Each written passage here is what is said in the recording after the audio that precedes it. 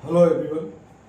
आज मैं फिर आप लोगों के लिए लेके आया हूँ सी लैंग्वेज क्लासेस, बहुत ही आसान भाषा में, जैसे कि जो यूपी बोर्ड के स्टूडेंट्स हैं जो ज़्यादा इंग्लिश नहीं जानते हैं वो आप इजीली सीख सकते हैं, और जो हाई लेवल स्टूडेंट्स हैं वो भी सीख सकते हैं। बेसिकली ये क्लासेस बिगनर्स के लिए हैं, BCA, BTech, 10th, 12th, 11th इन क्लासेस के बच्चों के लिए ये क्लासेस हैं। तो आज इसी कड़ी में मैं आपको एक नया प्रोग्राम लेके आया हूँ। अभी जो हम चल रहे हैं वो बेसिक्स पर चल रहे हैं। सी का इंट्रो दिया था, अब सी के कैसे प्रोग्राम बनाएंगे इस पे चल रहे हैं। तो ये अभी स्टार्टिंग के प्रोग्राम है जिसमें हम कैसे बनाएंगे, उसमें से ये प्रोग्राम है आपका Ramesh basic salary is input through the keyboard. Ramesh की जो बेसिक सैलरी है वो कीबोर्ड के द्वारा इनपुट की जाएगी। His DA is 40% of basic salary. उसका डियरनेस अलाउंसेस जो है वो 40% है बेसिक सैलरी का। And HRA is 20% of basic salary. House rent allowances, जो घर का किराया होता है उसका जो है वो 20% ऑफ बेसिक सैलरी मिलेगा उसे। तो write a program to calculate his gross salary. हमें क्या कैलकुलेट करना है, टोटल सैलरी कैलकुलेट करनी है। तो सबसे पहले हमें समझना क्या है कि क्वेश्चन कह क्या रहा है। अब ये क्वेश्चन जो कह रहा है वो ये कह रहा है कि सैलरी कैलकुलेट करनी है कि एक एम्प्लॉय के लिए कितनी सैलरी मिलती है। तो जो सैलरी सबसे पहले हमें समझना है सैलरी क्या है।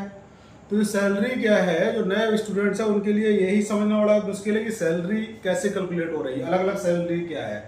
तो ये मैं बता दूं कि सैलरी जो किसी भी एम्प्लॉय को मिलती है उसमें जो एक बेसिक सैलरी होती है, बेसिक एक, जैसे कि किसी की 50,000 उसके हाथ में आ रही सैलरी, तो उसकी बेसिक सैलरी 20,000, 22,000 या 25,000 होगी।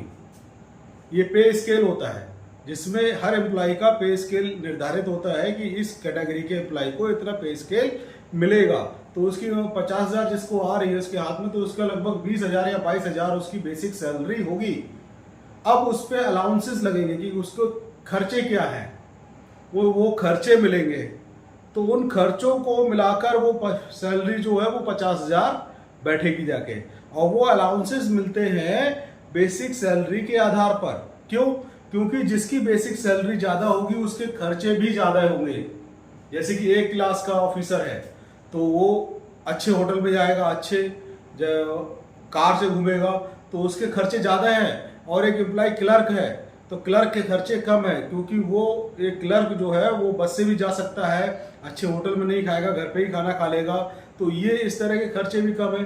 तो जो सैलरी है वो बेसिक सैलरी निर्धारित करती है, और बेसिक सैलरी पर परसेंटेज में उसके खर्चे होते हैं। जो डेली अलाउंसेस जो है वो आपका डियरनेस अलाउंसेस है, ट्रैवल टीए होता है, ट्रैवल अलाउंसेस, आप कहीं जा रहे हैं तो उसका खर्चा मिलेगा।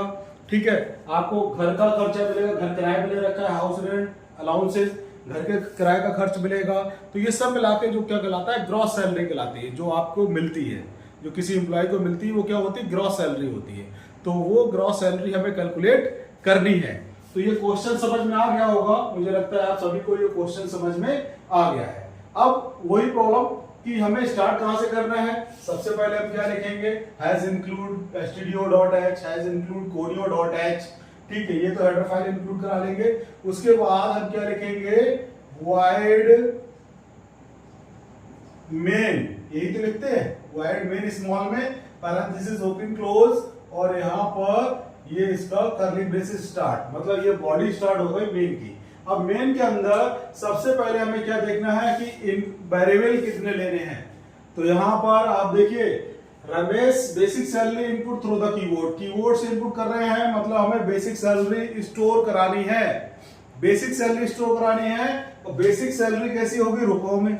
और रुपए कैसे होते हैं, इंटीजर, कैरेक्टर, फ्लोट, ये हमें डिसाइड करना है। तो जो रुपए हैं वो या तो फ्लोट होंगे या आपके इंटीजर होंगे। अगर आप दशमलव में नहीं लेना चाह रहे हो, पैसों में नहीं लेना चाह रहे हो, तो आप इंटीजर ले सकते हो, या अगर दशमलव में भी लेना चाह रहे हो तो आप फ्लोट ले सकते हो। ठीक है, और कैरेक्टर नहीं हो सकता, कैरेक्टर 100% नहीं होगा। ठीक है, तो यहां पर हमने मान लिया फ्लोट ले लिया, FLOAT, फ्लोट BS, ये नाम दे दिया हमने वेरिएबल का जिसमें बेसिक सैलरी स्टोर कराएंगे, जिसमें हम बेसिक सैलरी स्टोर कराएंगे, उस वेरिएबल का नाम हमने क्या दे दिया, BS। अब BS क्यों दिया है हमने, ABCD क्यों नहीं लिया, XYZ क्यों नहीं लिया, अभी तक जैसे लेते आ रहे थे। देखिए आप XYZ भी ले सकते हो, ABCD भी ले सकते हो, कुछ भी ले सकते हो, अपना नाम भी रख सकते हो, लेकिन ज्यादातर अच्छा प्रोग्रामर वही है जो वेरिएबल के नेम छोटे रखे, वेरिएबल के नेम छोटे रखे और जो जो वैल्यू उसमें इनपुट ले रहे हैं उसके नाम को इंडिकेट करे कि ये किस लिए लिया जा रहा है। तो BS का मतलब हो गया बेसिक सैलरी, इसलिए हम ये छोटा भी है और ये बता भी रहा है कि ये किसके लिए लिया गया है, बेसिक सैलरी के लिए वेरिएबल लिया गया है। कॉमा दूसरा वेरिएबल क्या लेना पड़ेगा, दूसरा वेरिएबल लेना पड़ेगा हिज डियरनेस अलाउंस इज 40%। हमें DAV कैलकुलेट करना है, DAV कैलकुलेट करना है, तो डियरनेस अलाउंसेस क्या होगा, हमने उसके लिए क्या ले लिया, DA। ठीक है, ऐसे ही हमें HRA भी कैलकुलेट करना है, तो उसके लिए क्या ले लिया, HRA। कॉमा अब हमें क्या कैलकुलेट करना है, ग्रॉस सैलरी निकालनी है, तो उसके लिए क्या ले लिया हमने, GS। ठीक है, तो ये आपके 4 वेरिएबल हमें लेने पड़ेंगे फ्लोट में। ठीक है, ये हमें क्या लेने पड़ेंगे, 4 वेरिएबल हमने क्या ले लिए, फ्लोट में ले लिए। क्यों, क्योंकि ये दशमलव में पैसों की भी बात आ सकती है, तो ये दशमलव में आप हमें इनको शो कर सकते हैं, फ्लोट में इसलिए लिए हैं। अगर आप पैसों में वैल्यू नहीं लेना चाहते हो तो आप ये इंटीजर लगा सकते हो। ठीक है, अब इनपुट के, अब दूसरा पॉइंट क्या है, पहला तो ये था कि किस तरह के कितने वेरिएबल लेने हैं और किस तरह के वेरिएबल लेने, ये तो हो गया क्लियर। ठीक, अब दूसरा पॉइंट ये कहता है कि इनपुट कितने वेरिएबल्स में लेना है। ये 4 वेरिएबल तो ले लिए, क्या सभी में इनपुट लेना है, या 2 में इनपुट लेना है, या 3 में इनपुट लेना है, या 1 में इनपुट लेना है। तो इसमें आप प्रोग्राम पढ़िए, प्रोग्राम खुद ब खुद बता देगा कि कितने हमें वेरिएबल्स में इनपुट लेना है। तो यहां देखिए, Ramesh basic salary is input through the keyboard. Ramesh की जो बेसिक सैलरी है वो कीबोर्ड के द्वारा इनपुट की जाएगी। तो और यही तो कर है, तो ये इनपुट कितना आ रहा है, एक वेरिएबल में, एक ही वेरिएबल में लिया जाएगा, क्योंकि input through the keyboard, keyboard से किसमें दी जाएगी वैल्यू, बेसिक सैलरी में। तो हमें कितना इनपुट लेना है, एक ही वेरिएबल में इनपुट लेना है, BS में। ठीक है, तो उसके लिए हम पहले क्या देंगे, मैसेज देंगे प्रिंट एफ, मैसेज देंगे print F inter basic salary, inter basic salary, basic salary inter करिए, ये हमने मैसेज दे दिया। उसके बाद हम क्या देंगे, स्कैन एफ, स्कैन एफ। अब कैसा है बेसिक सैलरी, BS है, तो BS कैसा है, फ्लोट, तो यहां क्या लेंगे, फॉर्मेट स्पेसिफायर F%, F कितने लेंगे, 1, क्योंकि हमें खाली BS एक ही वेरिएबल में इनपुट देना है। तो %F comma double quotes close, फिर कॉमा, उसके बाद उस वेरिएबल एड्रेस ऑपरेटर, फिर उस वेरिएबल का नाम जिसमें बेसिक सैलरी स्टोर करानी है, तो BS में हमें बेसिक सैलरी स्टोर करानी है। तो ये हो गया इनपुट, ये क्या हो गया, इनपुट हो गया। ठीक है, अब हमें प्रोसेसिंग करनी है। प्रोसेसिंग क्या है, ये देख लो, प्रोसेसिंग क्या है, DA इज 40%, हमें DA कैलकुलेट करना है 40%। तो DA कैलकुलेट करने का फॉर्मूला क्या हो जाएगा, DA के लिए क्या वेरिएबल लिया है, DA के लिए लिया है DA। एक चीज और ध्यान रखना है, जो वेरिएबल नेम हमने डिक्लेयर किए हैं उन्हीं को हम नीचे यूज करेंगे, नीचे की इंस्ट्रक्शंस में हम उन्हीं वेरिएबल्स का नाम लेंगे। ये नहीं कि यहाँ पर DA लिखा है, यहाँ कैपिटल DA कर दिया, यहाँ पर हमने DA लिखा है, यहाँ डियरनेस अलाउंसेस कर दिया, ये गलत हो जाएगा। जो वेरिएबल का नाम यहाँ डिक्लेयर किया है वही यहाँ पर हम नीचे तक यूज करेंगे।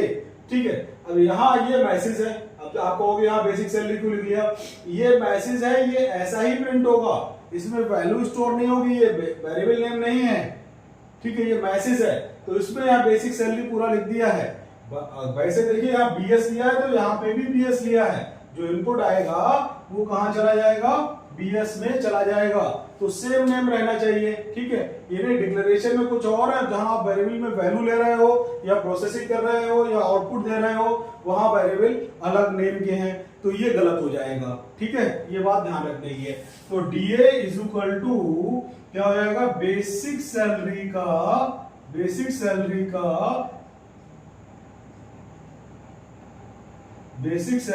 40%। कैसे निकालेंगे, बेसिक सैलरी मल्टीप्लाई 40 और डिवाइड बाई 100। ये आपका फॉर्मूला है, इसको आप ऐसे भी कर सकते हो, ठीक है। ब्रैकेट लगा के ये मल्टीप्लाई एक में कर दिया, फिर उसको डिवाइड कर दिया, ठीक। तो ये आपका DA कैलकुलेट होके आ जाएगा।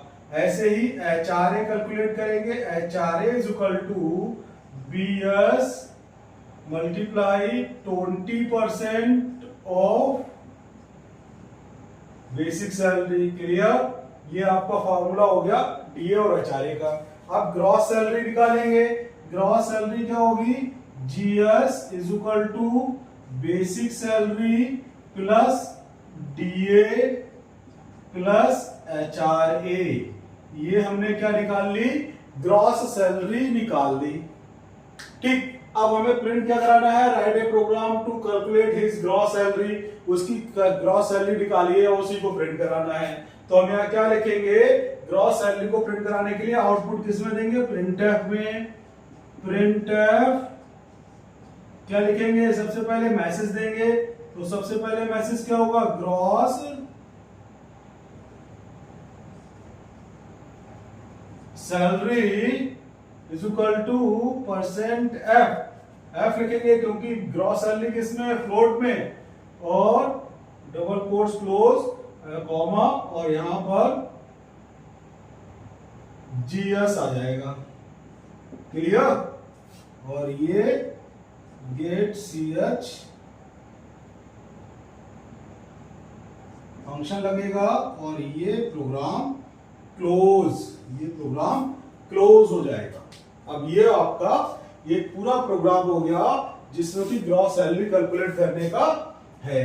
अब यहां पर देखिए, सबसे पहले क्या हुआ, मेन पे आएंगे। मेन से क्या आएंगे, एक वेरिएबल डिक्लेयर करेंगे, 4 फ्लोट टाइप के, क्योंकि इसमें दशमलव की वैल्यू आ सकती है। BS, DA, HRA और GS, ये 4 वेरिएबल ले लिए। BS बेसिक सैलरी के लिए, DA के लिए, HRA के लिए, और GS ग्रॉस सैलरी के लिए। अब हम इनपुट लेंगे, ये दोनों लाइनें इनपुट के लिए हैं। एंटर बेसिक सैलरी एंटर करेंगे, जो लिख के आएगा कंसोल पर, वो क्या आएगा, इस तरह से आएगा output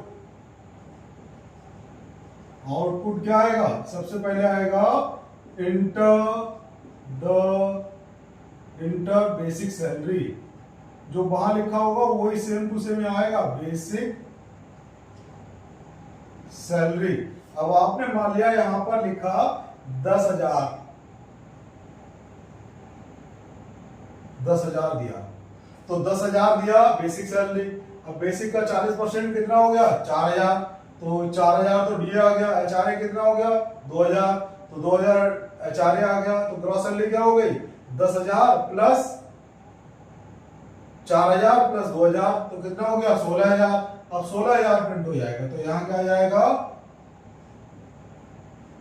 gross salary is equal to 16,000.00, क्योंकि फ्लोट में डिस्प्ले करेगा, परसेंट एफ है। अच्छा, यहां पर एक चीज और, यहां पे ये 6 नंबर में ये 6 जीरो लगाएगा आगे, ठीक है। उसके लिए बचने के लिए क्या करना है आपको, परसेंट पॉइंट 2 है, परसेंट पॉइंट 2 है।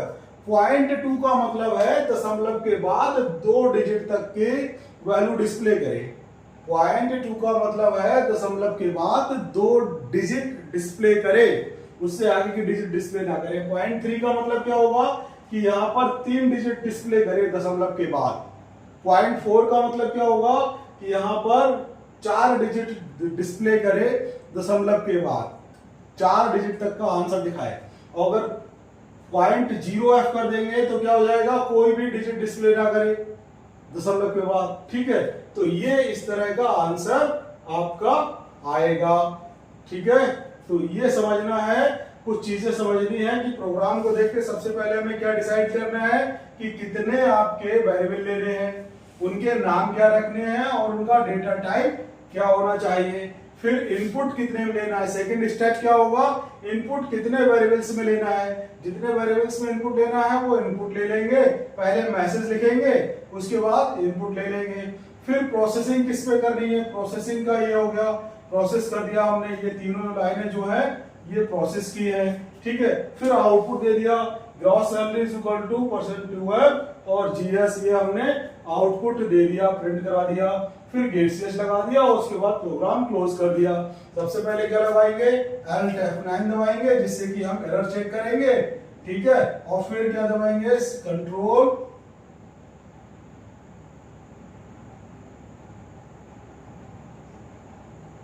कंट्रोल प्लस F9 जिससे कि रन कराएंगे प्रोग्राम, ठीक है। एक चीज और आप बता दूं, आप ज्यादातर बच्चे गलती करते हैं, यहाँ पर स्कैनफ में एड्रेस ऑपरेटर लगेगा, प्रिंटफ में एड्रेस ऑपरेटर नहीं लगता है, क्योंकि यहाँ एड्रेस नहीं देना है, यहाँ तो वेरिएबल की वैल्यू प्रिंट करानी है और यहाँ पर हमें एड्रेस देना है कि ये जो इनपुट लिया है वो किस एड्रेस पर जाए, इसलिए एड्रेस ऑपरेटर यहाँ पर लगाते हैं। तो स्कैनफ में एड्रेस ऑपरेटर यूज होता है, प्रिंटफ में एड्रेस ऑपरेटर यूज नहीं होता है, ठीक है। तो ये हो गया आपका बेसिक्स ग्रॉस सैलरी कैलकुलेट करने वाला प्रोग्राम, ओके।